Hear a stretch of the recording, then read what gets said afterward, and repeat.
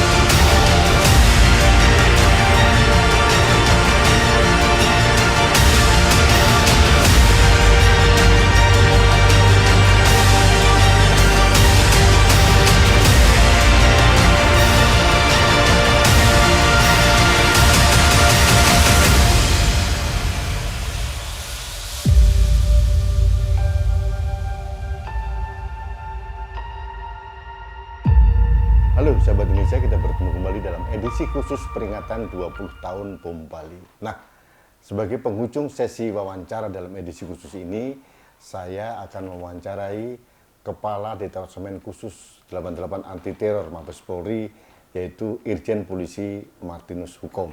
Nah, sekarang saya sudah di ruangan beliau. Ini ruangan Kepala Densus. Nggak terlalu besar ternyata. Tidak perlu ruangan yang besar. Yang penting kerjanya yang besar. Nah, itu dia. Pak Jenderal, saya sudah mewawancarai beberapa orang yang terkait dalam peringatan 20 tahun Bom Bali. Gitu. Nah, tapi ada masyarakat yang bertanya-tanya, sebetulnya misi dari Polri dalam peringatan 20 tahun Bom Bali itu apa sebenarnya? Assalamualaikum warahmatullahi wabarakatuh. Salam sejahtera buat kita semua. Om Swastiastu, Namo Buddhaya, salam kebajikan. Terima kasih Mas Rudi, sahabat saya. Pertanyaan yang mungkin harus saya jawab berhubungan dengan akan kurang lebih berapa hari lagi ya? Ini 21 hari, berarti kurang lebih 20 hari 20 kita hari akan depan, ya. Memperingati peristiwa, ingin saya katakan peristiwa bencana kemanusiaan. Di mana peristiwa ini mungkin dalam abad 20 dan 21 ini merupakan peristiwa yang terbesar kedua di dunia setelah WTC. Dan peristiwa Bom Bali 1 ini menurut saya menjadi satu tonggak sejarah bagi kita. Yang pertama adalah bagaimana Polisi Republik Indonesia ini melakukan suatu proses investigasi secara scientific investigation.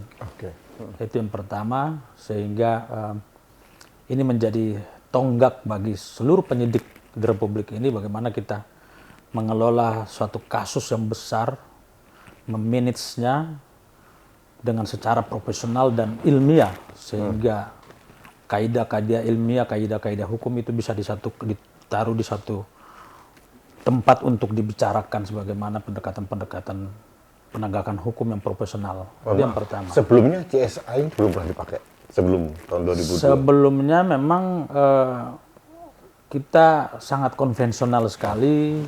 Polri pada saat itu dalam keterbatasan dan Mas Rudi kan tahu kita baru lepas dari reformasi, sehingga struktur pemerintahan pada saat itu kan masih baru berapa tahun ya, 98 sampai 2002 itu 4 tahun. Ya, Polri masih sangat remaja dalam masuk dalam dunia demokrasi.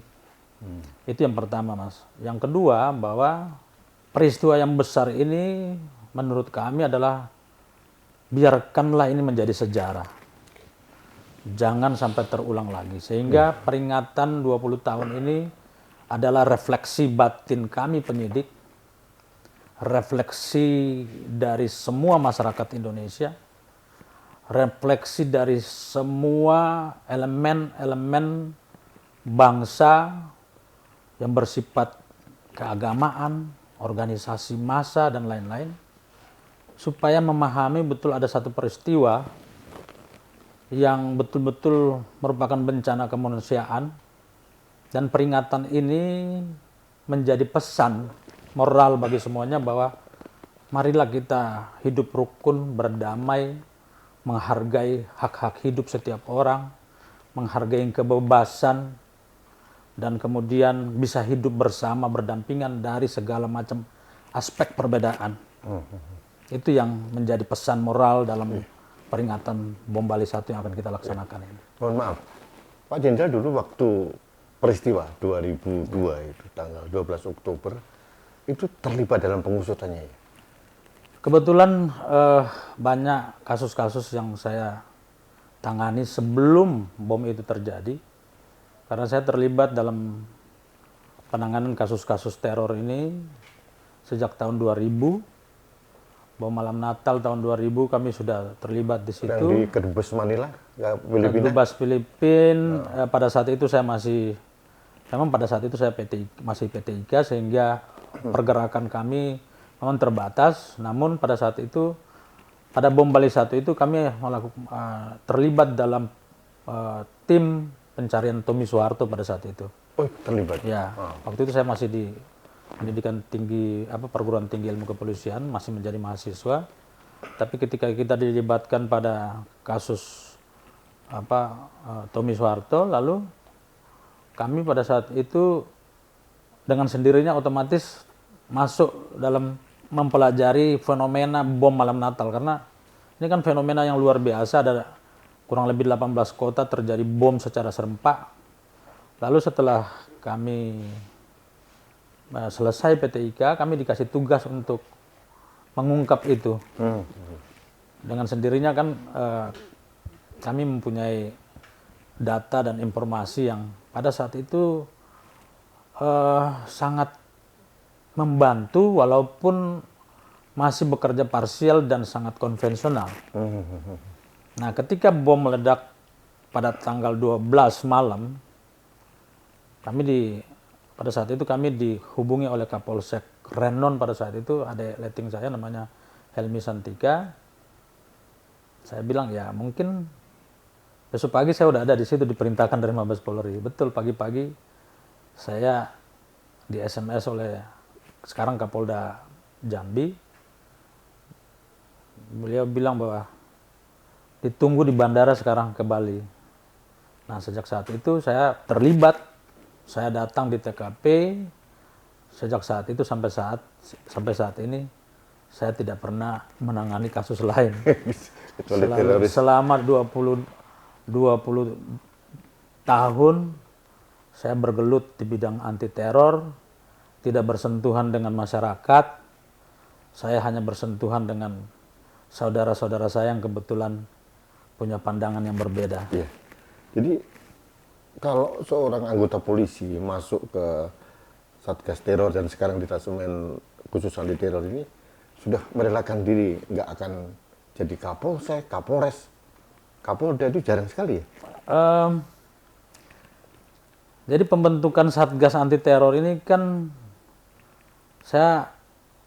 mungkin kita nanti ada kesempatan Mas Rudi bisa wawancara senior-senior saya seperti Pak Benny Mamoto, Pak Goris Mere, dan lain-lain. Jadi tim yang kami bentuk ini dari satu kesadaran kolektif dan tanggung jawab moral beberapa perwira pada saat itu, yang memang kita sudah bersama-sama di lapangan, berpengalaman di lapangan, bersama-sama dalam satu menangani kasus-kasus tertentu, sehingga ada semacam chemistry antara kita. Lalu kita bertekad untuk menangani ini Dan awal-awalnya pada saat ketika kami berhasil menangkap Imam Samudra di apa namanya di Banten, Iya. saya berpikir ini sudah selesai. Seakan-akan wah sudah selesai pekerjaan kita. Ternyata dengan berkembangnya waktu, saya melihat wah fenomena ini tidak akan selesai. Karena pada saat itu kita nggak tahu apa nih yang sedang terjadi. Jadi peta jaringan itu belum terbaca sama sekali. Iya, pada waktu itu. Iya, iya. Nah, berhubungan dengan pertanyaan Mas Rudi, kita berupaya untuk mengikuti terus perkembangan demi perkembangan sehingga fokus, kemudian apa namanya, rasa penasaran, seperti kita membangun puzzle-puzzle gitu ya. Akhirnya seperti saya bilang begini bahwa kita melakukan penyangkalan terhadap diri. Penyangkalan terhadap diri, meninggalkan tempat-tempat yang selama ini, waktu itu kan saya masih muda banget, masih 30 tahun, hingar-bingar dunia pada saat itu, kita tinggalkan dan kita, sampai saya istilahkan begini, ya mohon maaf saya menggunakan kata ini mungkin tidak pantas, tapi saya mengatakan kepada anggota saya begini, bahwa ketika saudara-saudara kita yang kita kejar ini berhijrah, kita juga harus berhijrah, meninggalkan semua kesenangan. Marilah kita mengikuti kasus ini, kita menangani kasus ini dengan ikhlas. Tidak boleh ada tendensi apa-apa. Itu kuncinya di situ. Kuncinya itu. Iya. Karena apa? Saudara-saudara kita yang berjuang ini kan mereka juga punya perjuangan sendiri. Iya. Mereka juga ikhlas menangani kasus. Mereka juga ikhlas menjalankan ini. Tindakannya nanti. Sementara kalau kita nggak ikhlas, yakinilah kita kalah. Kita tidak bisa menyelesaikan mereka. Itulah banyak sekali dari kita yang tidak pernah menjadi Kapolres. Rata-rata direktur saya yang ada di sini hampir semua. Memang fokus. Iya. Terorisme.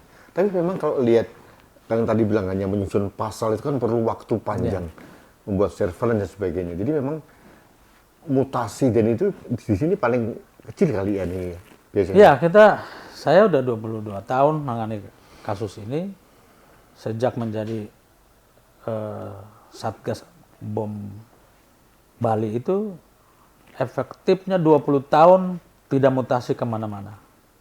Sampai dibentuk Densus. Jadi Densus dibentuk tahun 2004. Iya. Satgas Bom itu 2002. Jadi setelah Satgas Bom mulai dibentuk sampai saya masuk ke Densus itu 2010. Bulan Oktober kalau tidak salah. Tapi penanganan bom itu kan Satgas Bom itu terlibat sampai perlahan-lahan Satgas itu dilebur masuk ke dalam Densus. Oh, sebelumnya pernah? Iya, bersama-sama. Jadi kami yang menangkap, Densus yang meriksa semuanya. Jadi kalau kembali ke pertanyaan Mas bahwa rata-rata mereka nggak jadi Kapolres. Kapolda. Nah kebetulan levelnya kan belum sampai ke Kapolda. Iya. Karena bintang 1 yang sekarang direkturnya bintang 1. Kecuali direktur penyidikan, tapi direktur-direktur yang lain rata-rata sudah dan para Kasat Gaswil juga seperti itu, banyak yang tidak jadi Kapolres. Ya, yang pertama bahwa kita menikmati pekerjaan ini.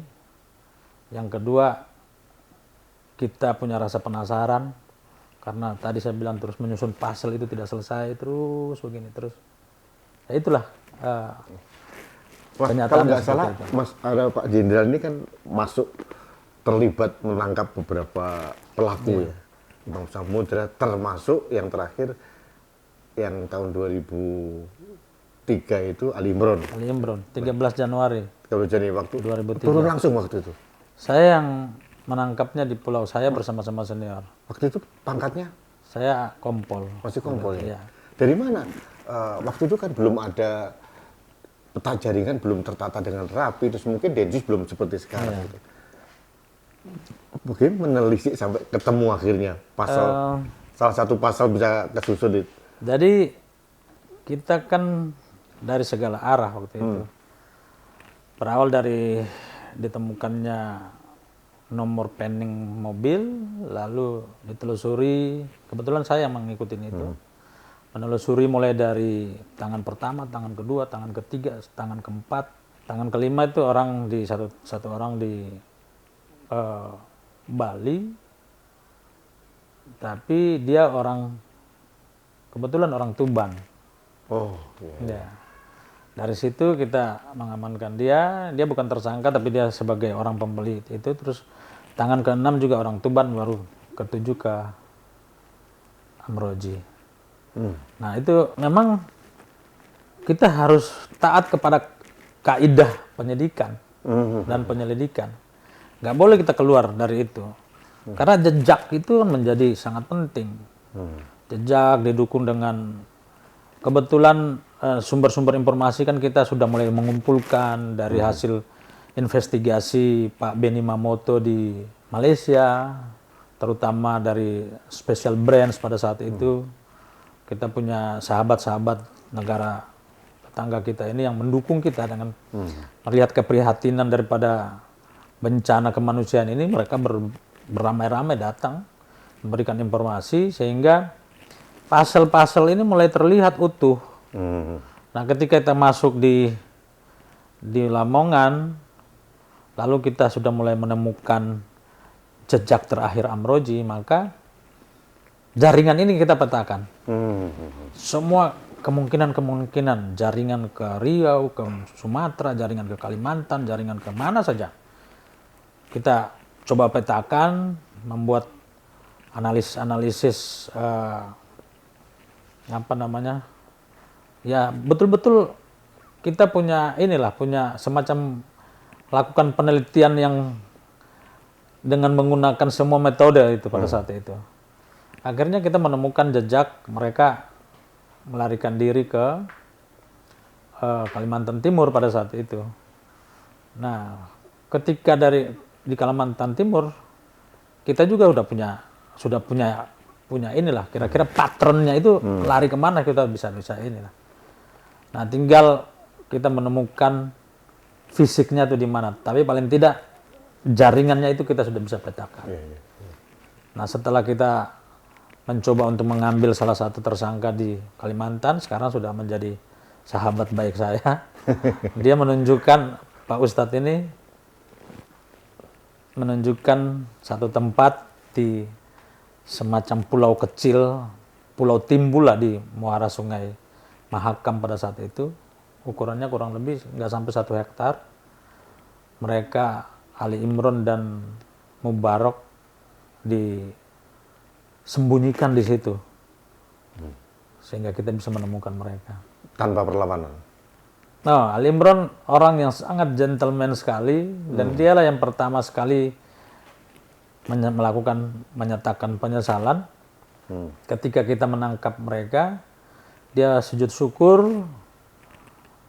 menyatakan alhamdulillah. Kami juga kaget, kenapa sih seorang pelaku besar ini menyatakan alhamdulillah.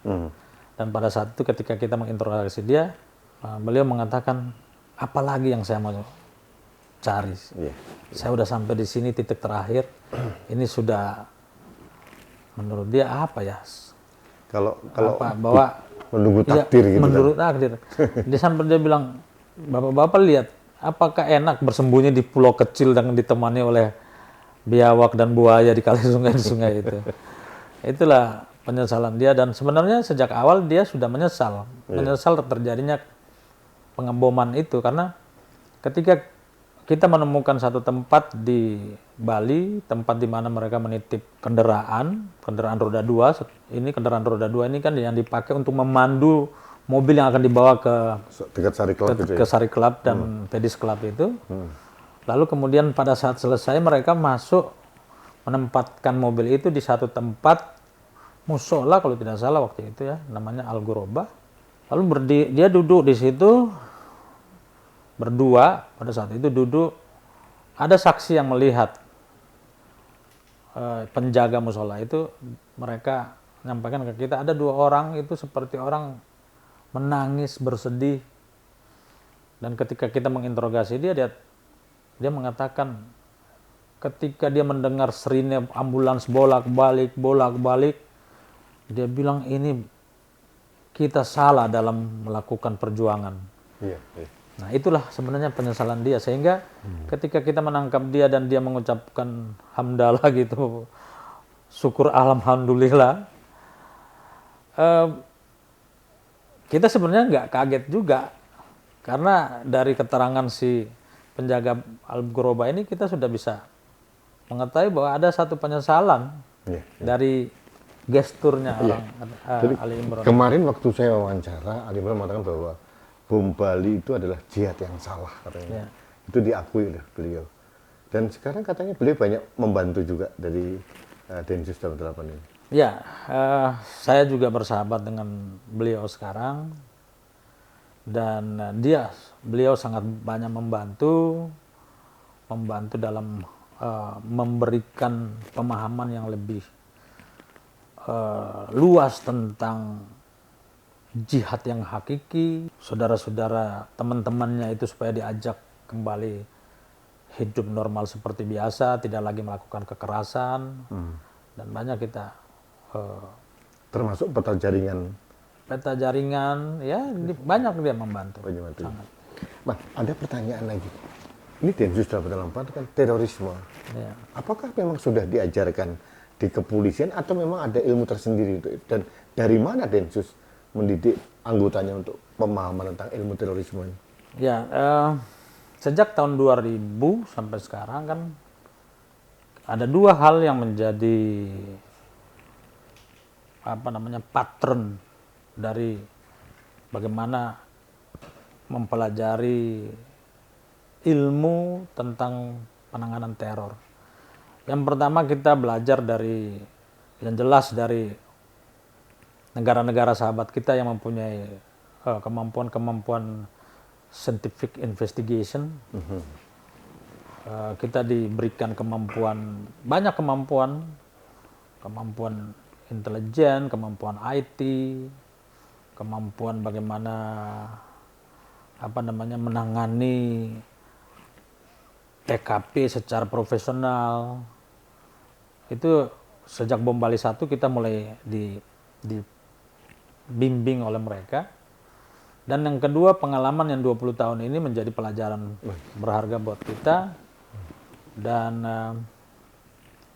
saya mendorong juga kepada semua anggota saya untuk mempelajari fenomena terorisme, penyebab-penyebabnya, motif-motif dasarnya, sehingga kita memahami terorisme itu tidak sekedar sebuah tindak pidana, kekerasan, tapi kita melihat terorisme secara komprehensif, sehingga baik dari sisi pemikiran, dari sisi investigasi, dari sisi ambience-nya atau lingkungan strategi, kita bisa melihatnya secara utuh, sehingga pendekatan yang kita lakukan juga akan lebih akurat.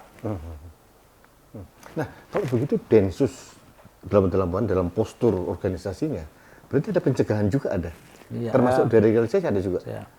Posturnya seperti apa, Pak? Jadi, berdasarkan undang-undang yang kita miliki, Undang-Undang Nomor 5 tahun 2018, yang merupakan revisi dari Undang-Undang Nomor 15 tahun 2003, memberikan ruang atau memberikan otoritas kepada Densus khususnya untuk menangani penindakan dan juga program deradikalisasi maupun pencegahan. Nah, untuk program deradikalisasi dan pencegahan ini kita di bawah koordinator BNPT. Karena deradikalisasi dan pencegahan ini tidak bisa ditangani sendiri oleh Densus 88. Harus ada upaya sinergitas elaborasi antara semua stakeholder. Itu yang pertama. Yang kedua, undang-undang ini karena amanatnya adalah penegakan hukum dan pencegahan, maka Kepolisian Republik Indonesia membangun postur organisasi Densus 88 ini merupakan sinergi atau penyatuan dari fungsi-fungsi kepolisian yang ada di kepolisian. Mungkin yang tidak ada itu adalah Polair, lalu lintas. Hampir yang lain semua ada di sini. Yang pertama adalah intelijen, kita punya direktur intelijen. Yang kedua adalah penyidik, kita punya direktur penyidikan. Yang ketiga adalah penindakan, kita punya direktur penindakan. Yang keempat direktur pencegahan. Yang kelima adalah direktur identifikasi dan sosialisasi yang melaksanakan program-program deradikalisasi. Kenapa ini harus disatukan dalam satu postur organisasi yang namanya Densus 88? Karena ancaman terorisme ini kan ancaman yang extraordinary. Yang kedua, pergerakan yang begitu cepat, terutama berhubungan atau munculnya perkembangan teknologi informasi, perkembangan IT dengan munculnya berbagai macam platform media sosial, lalu kemudian sel-sel yang begitu terhubung satu yang lain dan menyebar hampir di seluruh Indonesia, terhubung ke seluruh dunia, maka yang dibutuhkan yang paling esensi daripada operasi ini adalah kerjasama sinergitas. Ketika fungsi-fungsi ini terpisah, dilakukan secara parsial-parsial, maka koordinasi menjadi kunci di sini, dan itulah yang membuat pergerakan tim ini menjadi lambat. Tapi ketika ditaruh di satu struktur tersendiri, maka koordinasi itu menjadi sangat cepat, efektif ya? Sangat efektif. Iya. Saya sebagai Kadensus bisa duduk bersama-sama dengan direktur pencegahan, direktur identifikasi, 5 direktur itu setiap hari untuk mendiskusikan semua problem, hampir setiap hari. Bahkan hari Minggu pun kadang-kadang kami panggil untuk duduk, berbicara, mendiskusikan, mendapatkan informasi dari lapangan, mendapatkan informasi dari source-source yang lain, mengolahnya seperti dapur analis, itu tiap hari. Dan itu sangat-sangat efektif. Pak Jenderal, ini persepsi masyarakat terhadap Densus 88 ini kan lebih fokus pada penindakan. Jadi masyarakat mungkin belum terlalu familiar dengan tindakan pencegahan dan deradikalisasi itu. Kalau kita lihat persentase, sebetulnya penindakan yang dilakukan oleh Densus itu berapa persen dari program yang ada? Dengan undang-undang yang baru, sudah saya jelaskan tadi, kita dikasih postur yang seimbang ya, antara penyidikan, penindakan, dan ini. Tapi menurut saya begini, bahwa penindakan itu kan last resort dari fenomena terorisme yang begitu spektrumnya begitu luas, muncul sebagai puncak gunung es, keluar, dan kita lakukan, kita terkonsentrasi kepada puncaknya itu penindakan. Tapi kalau kita lihat lebih mendalam lagi di bawah batas air ini, maka problem itu sangat-sangat luas sekali, yang terhubung dengan semua aspek-aspek kehidupan ekonomi, sosial, ideologi, psikologi sosial, dan lain-lain. Maka menurut kami pencegahan itu dan deradikalisasi itu menjadi lebih efektif, lebih baik ketika kita melakukan penegakan hukum. Nah, oleh karena itu sejak kami menjadi Kadensus 88, pola pencegahan itu kami masifkan. Kami menggandeng semua struktur pemerintahan yang ada, mulai dari Kementerian Dalam Negeri, Kementerian Agama, Kementerian Pertanian, kemudian Kementerian Hukum dan HAM, semua yang bisa kami libatkan, Kementerian Sosial, kami bisa bersinergi. Dan kami masuk sampai lini terdepan, terendah daripada struktur pemerintahan, RT, RW. Oh, sampai ke situ ya? Sampai ke situ kami masuk. Karena melibatkan, karena begini, ada dua hal dalam menjaga keamanan ini. Yang pertama adalah penegakan hukum, dan kedua adalah membangun kesadaran kolektif tentang hukum itu sendiri. Ketika kita bicara tentang penegakan hukum, maka yang kita butuhkan adalah bagaimana kemampuan polisi berselancar dalam semua aktivitas masyarakat untuk mencari siapa yang bersalah dan siapa yang tidak bersalah, paling tidak seperti itu. Filosofi atau ya pendekatannya seperti itu. Artinya ketika kita harus mencari orang yang melakukan tindak pidana di dalam ruang publik yang jumlahnya 267 juta kurang lebih ini, 267 juta penduduk Indonesia, kita butuhkan berapa banyak polisi untuk melakukan penegakan hukum untuk mencegah. Tapi ketika kita membangkitkan kesadaran kolektif, maka kesadaran itu akan tumbuh, lalu masyarakat menjadi polisi bagi dirinya sendiri. Iya. Dan bagi lingkungan. Bagi lingkungan. Iya, iya. Sehingga upaya pencegahan itu menjadi sangat-sangat menjadi tumpuan kita saat ini, dan kami membutuhkan semua stakeholder untuk bersama-sama dengan kita. Kemarin kita melibatkan Babinsa, Babin Kamtipmas, kita melibatkan penyuluh-penyuluh agama, kita melibatkan penyuluh-penyuluh pertanian ketika mereka menyuluh tentang aspek yang mereka menjadi tugas pokok mereka. Seyogianya kita titipkan juga pesan-pesan moral tentang bagaimana kesadaran menjaga keamanan. Jadi ini mulai pencegahan. Ya, nah, pencegahan. kalau fokus untuk deradikalisasinya, Ya. itu apa yang dilakukan, Densus? Nah, kalau deradikalisasi sendiri menurut kami dan berdasarkan undang-undang yang ada, deradikalisasi itu berawal dari proses penangkapan.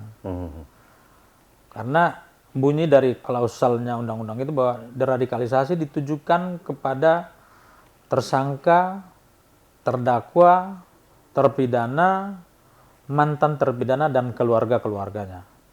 Nah, kalau artinya begini, ketika kita menangkap, disitulah pintu masuk kita mulai melakukan deradikalisasi. Yang pertama. Yang kedua, ketika kita menangkap, disitulah pintu masuk kita memenangkan semua keluarganya yang terradikalisasi, terpapar paham radikal. Artinya kita melihat tersangka ini bukan sebagai individu, tapi sebagai satu komunitas entitas kecil, namanya keluarga. Dengan demikian, ketika kita menangkap tersangka, kita harus openi itu anaknya, istrinya, supaya kita membangun lagi komunikasi. Kuncinya di sini adalah komunikasi. Komunikasi diawali dengan kedekatan. Komunikasi diawali dengan trust, membangun trust. Problemnya ketika kita menangkap, terjadi friksi antara yang ditangkap dengan yang menangkap. Nah, ini kita harus hilangkan. Nah, yang menjadi catatan di sini buat kita semua, makanya saya arahkan kepada anggota, ketika kalian menangkap, melakukan kekerasan,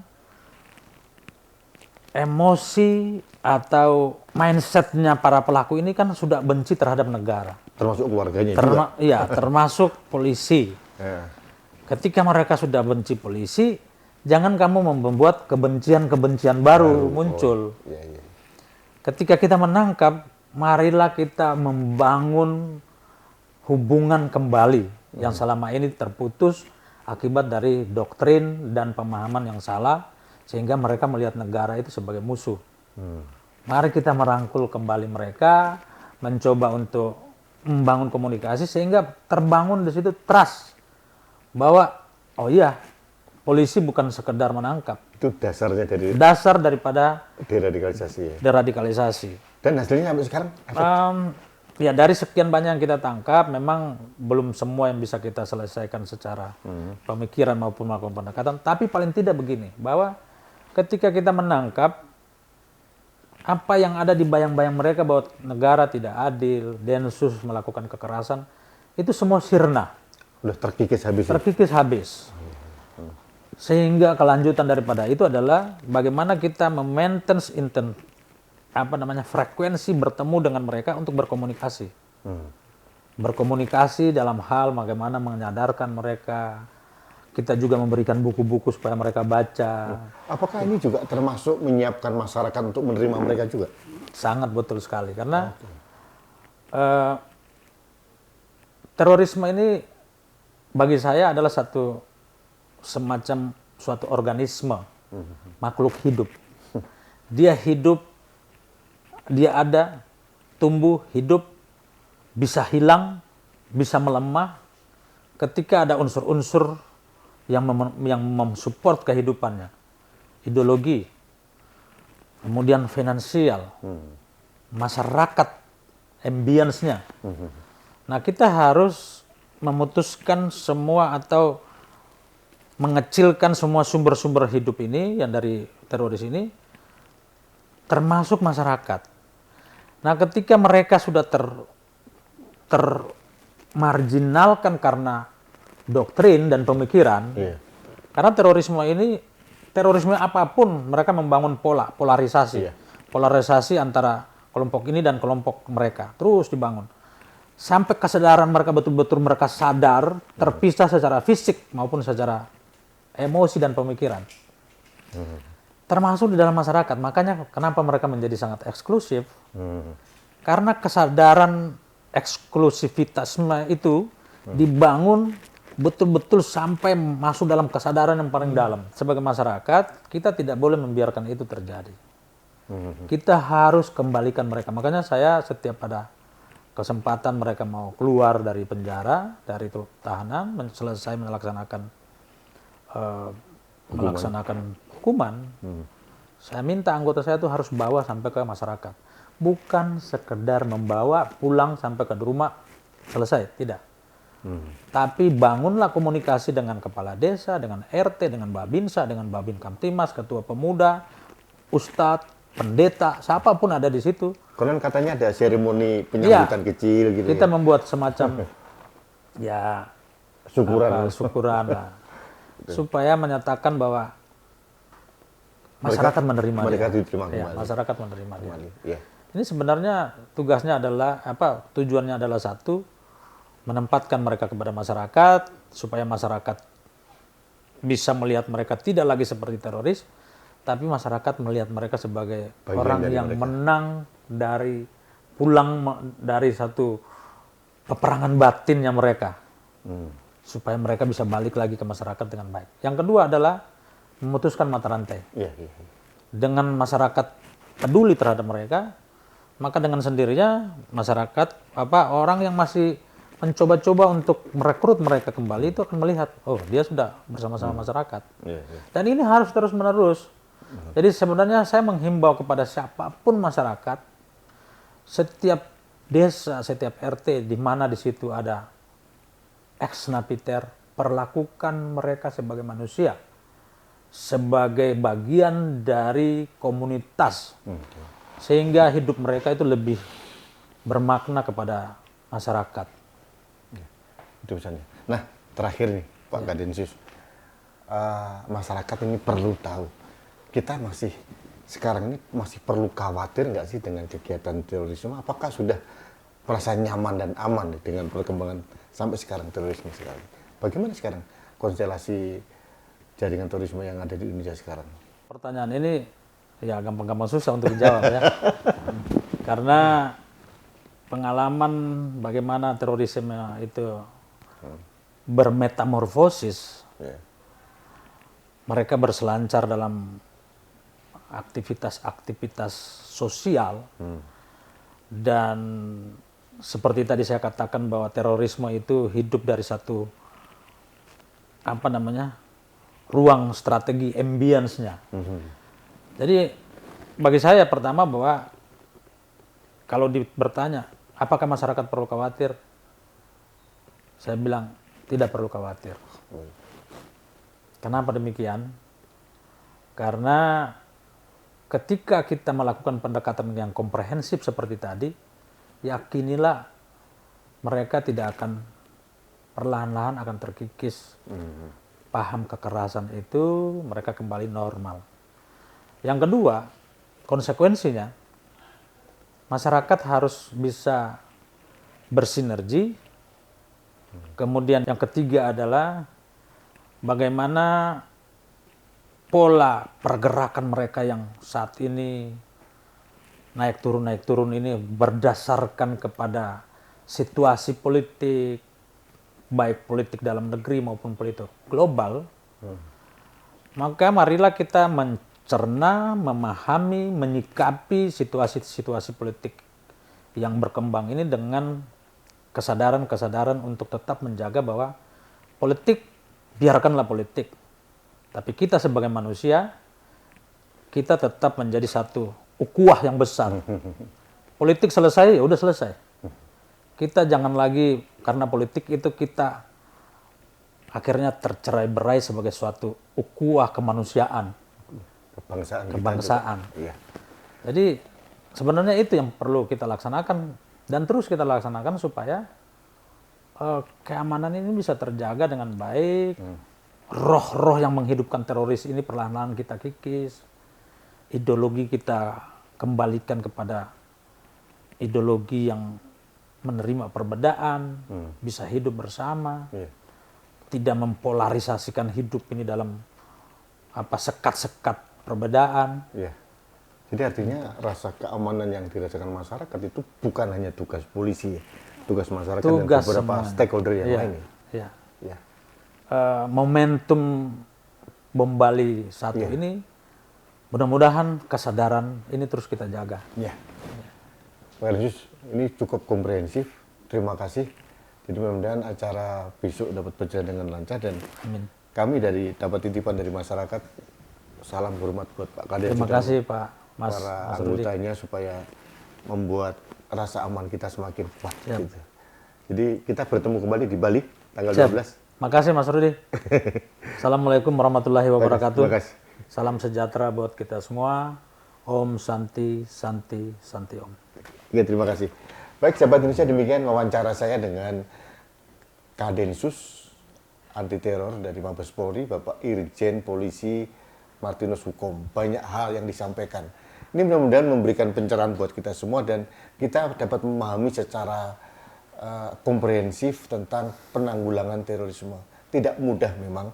Yang bisa kita lakukan adalah kita memberikan kontribusi menjaga lingkungan terdekat kita, dan yang dikatakan oleh beliau, jangan sampai kita mau ditarik-tarik untuk terpolarisasi dalam sekat-sekat yang sempit, dan kita harus tetap menjaga Indonesia dalam keberagaman, dan itulah keindahan Indonesia.